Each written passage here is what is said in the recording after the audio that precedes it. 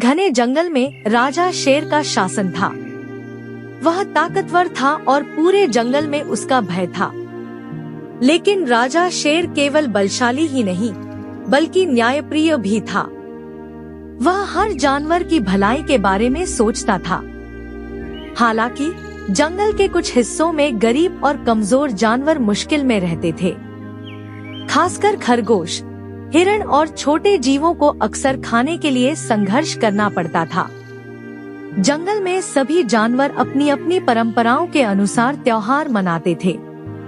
जब ईद का दिन आया तो बड़े और धनी जानवरों ने शानदार दावतों की तैयारी कर ली। हाथी, भालू और बाघ जैसे जानवरों के पास पर्याप्त भोजन था, लेकिन गरीब जानवरों के पास कुछ भी नहीं था। छोटे जीवों की बस्तियों में उदासी थी, क्योंकि वे त्योहार की खुशियां नहीं मना सकते थे। एक गरीब हिरण, जिसका नाम चमकू था, वह बहुत दुखी था। उसकी माँ बीमार थी और खाने के लिए कुछ नहीं था।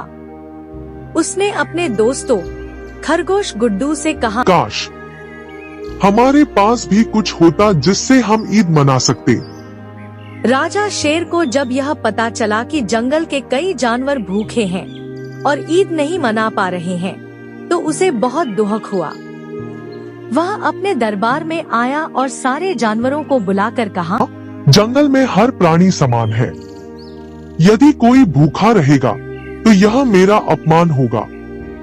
मैं चाहता हूँ कि इस बार की ईद सभी के लिए यादगार हो। राजा शेर ने आदेश दिया कि जंगल के सभी जानवर मिलकर गरीबों की सहायता करें।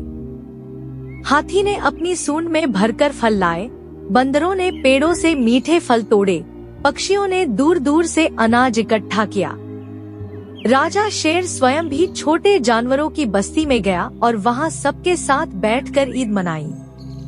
उसने चमकू के घर जाकर उसकी माँ को ताजे फल और जड़ी बूटियां दी, जिससे उसकी तबीयत ठीक हो गई। उस दिन जंगल में सभी जानवरों ने मिलकर ईद मनाई। गरीब और अमीर का कोई भेदभाव नहीं था। सभी ने साथ में खाना खाया, गाने गाए और खुशियां मनाई।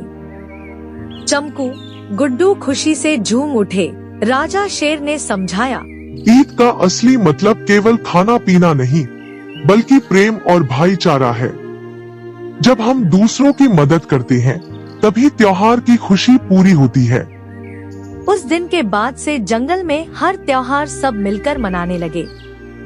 राजा शेर के न्याय और दया की कहानी पूरे जंगल में मशहूर हो गई और सब उसे एक सच्चे राजा के रूप में आदर देने लगे।